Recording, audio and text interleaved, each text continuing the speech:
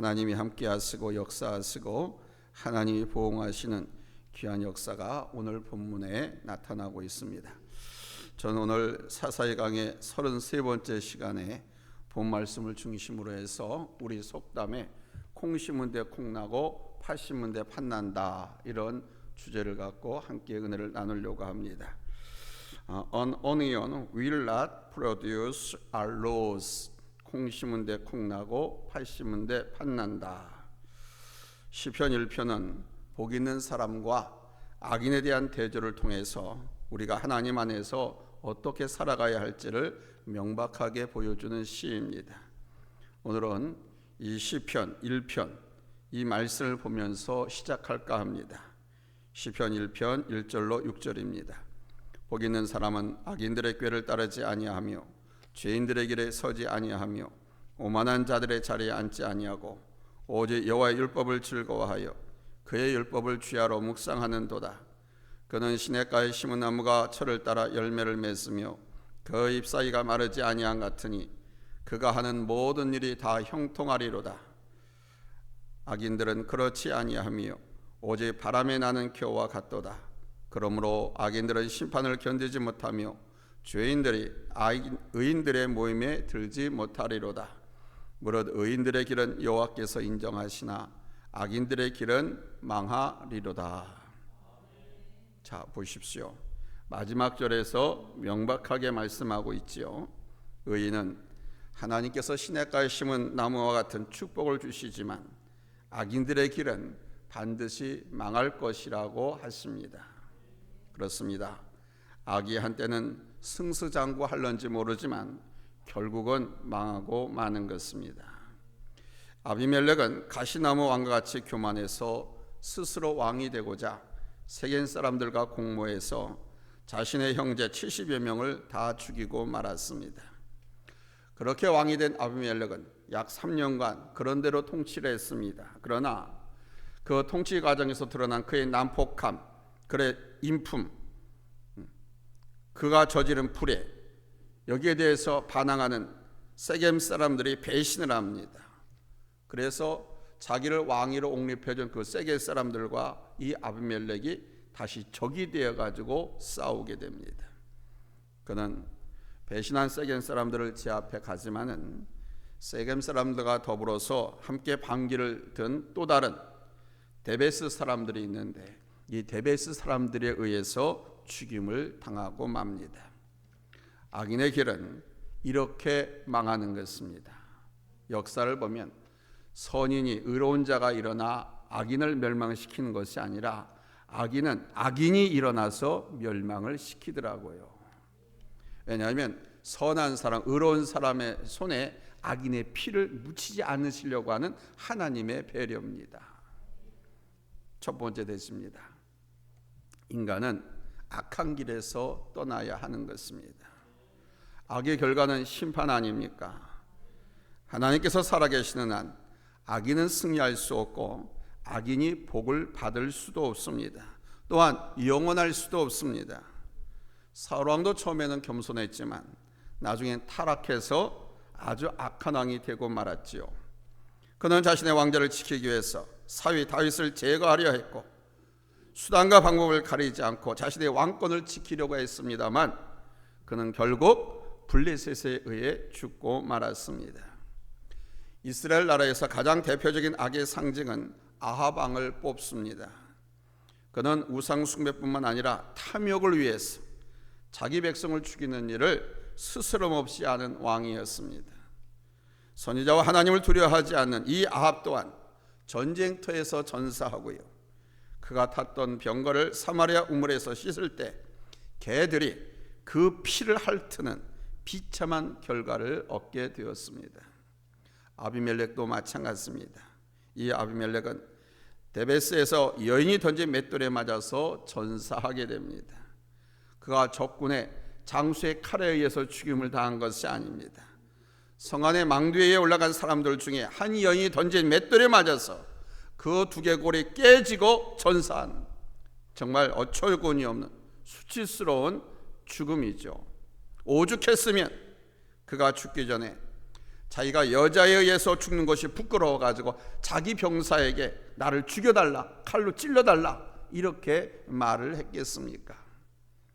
세겜 사람들도 마찬가지입니다. 저들은 아비멜렉의 술수에 속아서 이 악한 일을 하는데 가담을 했었습니다. 그로 인해 자신들이 세운 왕에 의해 죽음과 파괴를 당하고 말았지요. 이렇게 악의 결과가 비참하다는 사실을 우리가 배운다면 우리는 악의 길을 떠나야 합니다. 악은 추호라도 가까이 해서는 안 되는 것입니다. 다윗은 그의 시편에서 악을 행하는 자들에 대하여 불평하여 하지 말며 불의를 행하는 자들에 대해서 시기하지 말라고 하면서 악인의 최후에 대해 언급을 하고 정중하게 너 이렇게 살아라 라고 권면을 했습니다. 시편 37편 27절입니다. 악에서 떠나 선을 행하라. 그리하면 영원히 살리라. 모든 악의 근원은 인간의 욕심입니다. 모든 범죄, 모든 악행은 욕심에서 시작되는 겁니다. 그래서 야고보서 1장 15절에서 말씀했습니다. 욕심이 잉태한즉 죄를 낳고 죄가 장성한즉 사망을 낳느니라.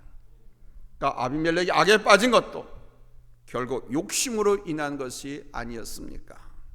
욕심 때문에 왕이 되고 싶은 마음에 자기 그 이복 형제들 70여 명을 모두 다 죽여버리잖아요. 자기 아버지 기드온은 300명의 용사들로 미디안의 연합군과 싸워서 승리한 후 이스라엘 백성들이 우리의 왕이 돼서 우리를 다스려달라고 요청했을 때 그는 선언했습니다. 나와 우리 집안은 이스라엘을 다스리지 않을 것이라고, 결코 너희들의 왕이 되지 않을 것이라고 선언했습니다. 그러나 아비멜렉은 아버지의 업적을 등에 업고 자신이 이스라엘을 다스리고자 하는 욕심을 부렸습니다. 그 욕심이 결국은 엄청난 결과를 초래한 것입니다. 사탄은 항상 우리를 욕심을 갖고 유혹을 합니다. 사탄은 항상 우리의 육신의 정욕과 안목의 정욕, 이생의 자랑이라고는 그 욕심을 통해서 우리로 하여금 죄에 빠지게 합니다. 하와가 유혹에 넘어간 것도 바로 이 욕심으로 인한 것이 아닙니까? 창세기 3장 4절에서 6절입니다.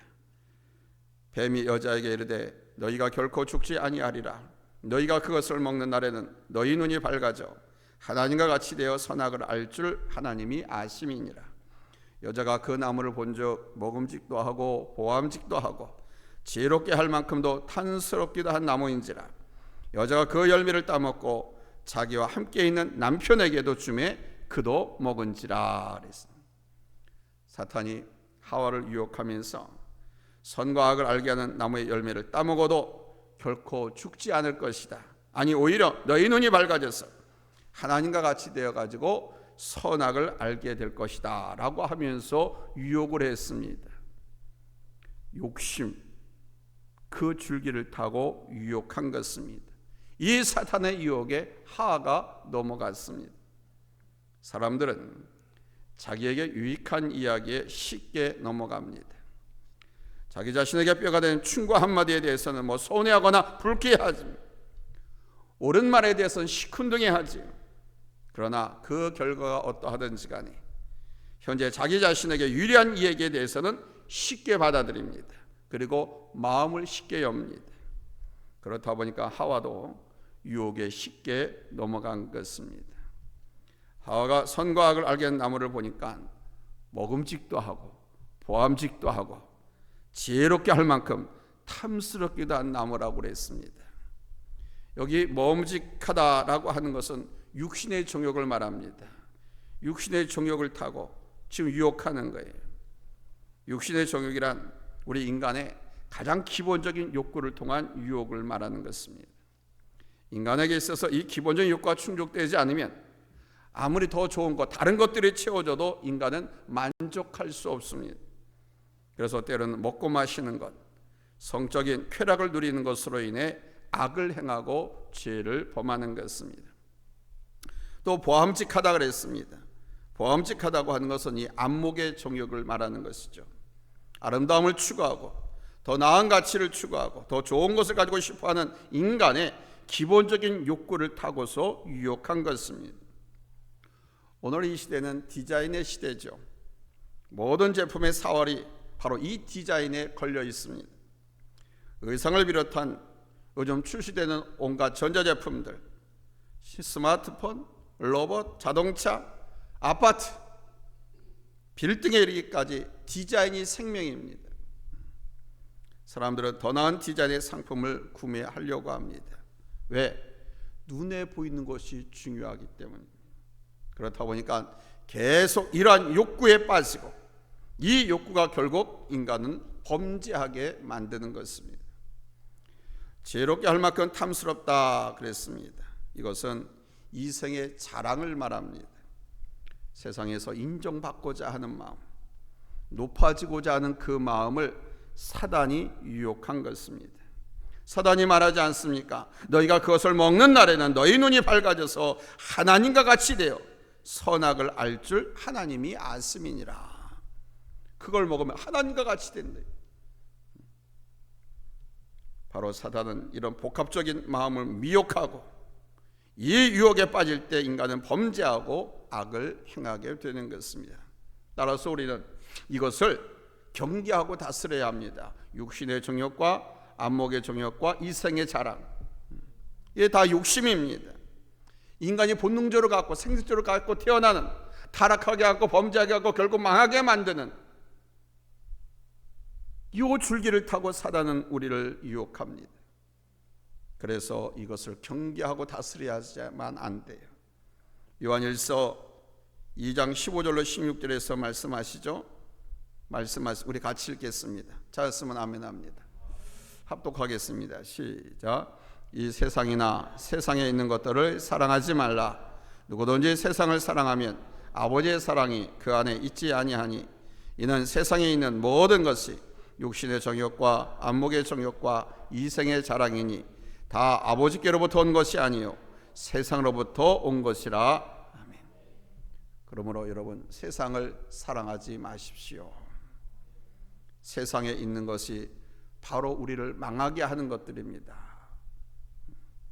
세상을 사랑하지 말고 하나님을 사랑해서 이 사탄의 모든 미혹들을 물리치시기를 예수님의 이름으로 축원합니다. 할렐루야, 할렐루야. 두 번째는 우리는 심은 대로 거둘 수밖에 없는 존재라는 사실입니다. 특별히 기억하십시오. 우리는 심은 대로 거두게 되어 있습니다. 한번 따라서 합시다. 심은 대로 거둔다. 갈라디아서 6장 7절로 8절에서 하나님 말씀하십니다. 스스로 속이지 말라. 하나님은 업신여김을 받지 아니하나니 사람이 무엇으로 심든지 그대로 거두리라. 자기 육체를 위하여 심는 자는 육체로부터 썩어질 것을 거두고, 성령을 위하여 심는 자는 성령으로부터 영생을 거두리라. 무엇이든지 심은 대로 거둔다고 했습니다. 선을 심으면 선을 거두고, 악을 심으면 악을 거둡니다. 우리 옛말에 오늘 제목, 콩 심은 데 콩 나고 팥 심은 데 팥 난다. 심은 대로 거둔다는 말입니다. 악을 심으면 악의 열매를 거둡니다. 여러분, 아비멜렉을 보시기 바랍니다. 본문 56절로 57절입니다.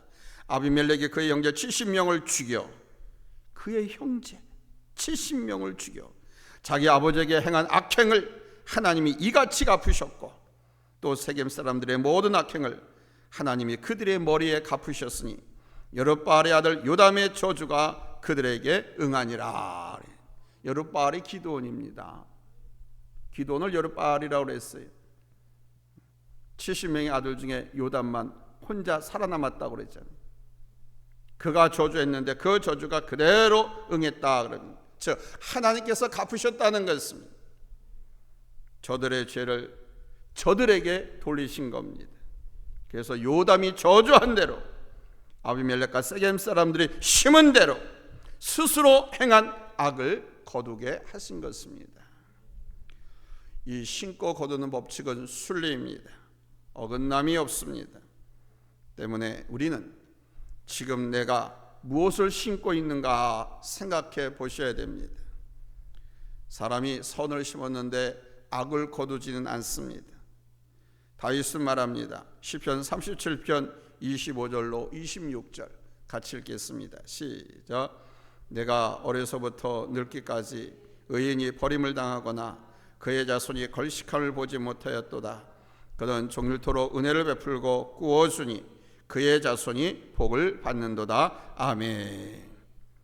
의인이 의를 행하고 선을 베풀었다면 그 열매는 의와 선의 열매로 나타나게 되어 있습니다. 그것은 자기 자신에게서뿐만 아니라 그 후손 때에서도 그렇게 나타나게 된다는 것입니다. 자녀들이 부모가 의를 행하고 선을 행하는 것을 보면서 자랐습니다. 그렇게 자란 자녀들은 특별한 일이 없는 한 그 부모처럼 의를 행하고 선을 베풀며 살아가게 되어 있습니다. 그런 가정을 하나님께서 축복하지 않을 수가 없죠. 그의 가정을, 그의 집안을 하나님께서 축복해 주시는 겁니다. 심고 거두는 것은 언제 어디서 거둘 수 있을지 정확히 알 수는 없어요. 씨앗은 심은 그 자리에서 때가 되면 열매를 내기에 거둘 수 있습니다. 그러나 삶의 결실은 언제 어디서든지 거둘 수가 있는 게 아니에요. 삶의 결실은 하나님께서 내게 필요한 때 필요한 곳에서 거두게 하시는 겁니다. 한 장로님이 6.25 때 인민군에게 붙잡혀서 총살을 당한 위기에 처하게 되었습니다. 예수 믿는 장로님이고 그 지역의 지주였기 때문에 악질 반동이라는 이유로 공개 총살을 시키려고 했습니다. 이제 마지막이구나 생각을 하고 눈을 가린 채 총살대에 묵혀서 마지막 기도를 드리고 있는데 베란가 다다다다다 총소리가 나기 시작했다고 합니다. 총소리가 멈춘 후 누군가가 자기를 풀어주고 빨리 도망가세요. 빨리 도망가세요. 그래 봤더니 이 장로님이 주일학교 때 가르친 어린 제자가 그 인민군이었다는 겁니다. 자기를 다른 인민군들이 쏴 죽이려고 하니까 그 주일학교 때 가르친 장로한테 가르침을 받은 그 어린 제자가 커가지고 인민군에 들어가 있는 거예요. 어려도 너무도 가난했답니다. 학교도 제대로 못 다녔어. 근데 이 장로님이 그걸 알고 좀 도와주고 공부도 가르쳐주고 교회에서 이렇게 잘 보듬어주고 했답니다. 근데 그 아이가 청년이 돼가지고 인민군에 들어간 거예요. 공산주의 사상에 빠져가지고 어렵고 가난하게 사는 사람들이 많이 이렇게 좌파로 흐릅니다. 자익으로 흘러요. 그렇게 많이 갖고 있는 사람, 성공한 사람들, 부유하게 사는 사람, 행복하게 사는 사람들에서 반감을 가져요. 깨트리고 싶어하는. 그래서 6.25 때 남한 땅에서 수술 일어난 이 인민군들, 빨갱이들이 북한 공산당보다 더 아주 혹독하게 비참하게 우리 대한민국 사람들을 총살하고 죽이고 했다는 겁니다.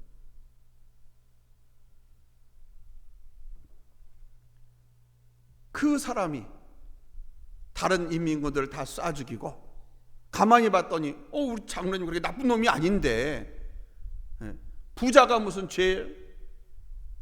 근데 그 장로님 그렇게 어려운 자기를 도와주고 보살펴주고 말씀도 잘 가르치고 기도해주고 그래가지고 저 장로님은 다른 인민군이 말하는 것처럼 악질이 아니다, 반동 문제가 아니다 해가지고 오히려 인민군을 쏴 죽이고 이 장로님을 풀어주었다라는 겁니다. 사랑하는 여러분, 영적인 것을 생각하고 영적인 것을 심으시기 바랍니다. 선한 것을 생각하고 선한 일을 심으세요. 육체를 위해서 심으면 육체로부터 썩어질 것을 거둘 수밖에 없습니다. 그러나 성령을 위하여 심으면 이 성령으로부터 영생을 얻을 수가 있습니다. 육신의 생각보다 성령의 생각을 하시기 바랍니다. 로마서 8장 5절로 8절에서 말씀하시지 않습니까? 육신을 따르는 자는 육신의 일을, 영을 따르는 자는 영의 일을 생각하나니 육신의 생각은 사망이요 영의 생각은 생명과 평안이니라.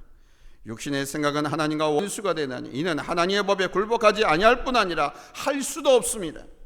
육신에 있는 자들은 하나님을 기쁘시게 할 수 없느니라. 사람들이 범죄하고 악을 행하는 것은 바로 이 육신의 생각을 하고 있기 때문입니다. 육신의 생각을 하기 때문에 육신을 따를 수밖에 없는 거예요.